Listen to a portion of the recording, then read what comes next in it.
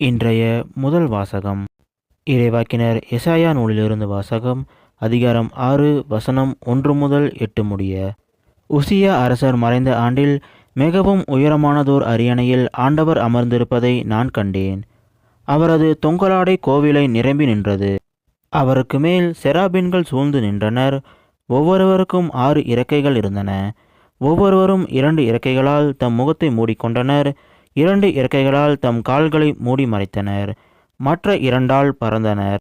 அவர்களுள் ஒருவர் மற்றவரை பார்த்து, படைகளின் ஆண்டவர் தூயவர், தூயவர், மண்ணுலகம் முழுவதும் அவரது மாட்சியால் நிறைந்துள்ளது என்று உரத்த குரலில் கூறிக்கொண்டிருந்தார். கூறியவரின் குரல் ஒளியால் வாயில் நிலைகளின் அடித்தளங்கள் அசைந்தன. கோவில் முழுவதும் புகையால் நிறைந்தது.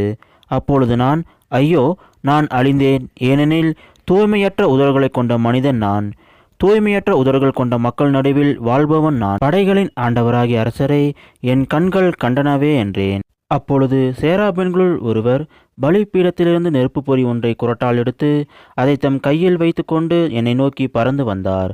அதனால் என் வாயை தொட்டு, இதோ, இந்நெருப்பு பொறி உன் உதடுகளை தொட்டது, உன் குற்றப்பழி உன்னை விட்டு அகன்றது, உன் பாவம் மன்னிக்கப்பட்டது என்றார். மேலும், யாரை நான் அனுப்புவேன், நமது பணிக்காக யார் போவார் என வினவும் என் தலைவரின் குரலை நான் கேட்டேன்.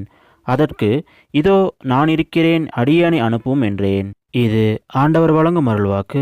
இறைவா, உமக்கு நன்றி. இன்றைய நற்செய்தி. அக்காலத்தில் இயேசு தம் சீடர்களை நோக்கி கூறியது, சீடர் குருவை விட பெரியவர் அல்ல, பணியாளரும் தம் தலைவரை விட பெரியவர் அல்ல. சீடர் தம் குருவைப் போல் ஆகட்டும், பணியாளர் தம் தலைவரைப் போல் ஆகட்டும். அதுவே போதும். வீட்டு தலைவரையே பெயல்செபூல் என அழைப்பவர்கள் வீட்டாரை பற்றி இன்னும் தரக்குறைவாக பேச மாட்டார்களா? எனவே அவர்களுக்கு அஞ்ச வேண்டாம். ஏனெனில் வெளிப்படாதவாறு மூடப்பட்டிருப்பது ஒன்றுமில்லை, அறியப்படாதவாறு மறைத்திருப்பதும் ஒன்றுமில்லை. நான் உங்களுக்கு இருளில் சொல்வதை நீங்கள் ஒளியில் கூறுங்கள். காதோடு காதாய் கேட்பதை வீட்டின் மேல் தளத்திலிருந்து அறிவியுங்கள். ஆன்மாவை கொல்ல இயலாமல் உடலை மட்டும் கொள்பவர்களுக்கு அஞ்ச வேண்டாம். ஆன்மாவையும் உடலையும் நரகத்தில் அழிக்க வல்லவருக்கே அஞ்சுங்கள்.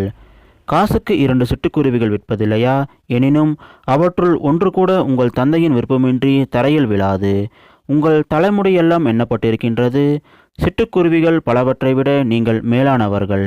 எனவே அஞ்சாதீர்கள். மக்கள் முன்னிலையில் என்னை ஏற்றுக்கொள்பவரை விண்ணுலகில் இருக்கும் என் தந்தையின் முன்னிலையில் நானும் ஏற்றுக்கொள்வேன். மக்கள் முன்னிலையில் என்னை மறுதளிப்பவர் எவரையும் விண்ணுலகில் இருக்கிற என் தந்தையின் முன்னிலையில் நானும் மறுதளிப்பேன். இது கிறிஸ்து வழங்கும் நற்செய்தி. கிறிஸ்துவே உமக்கு புகழ்.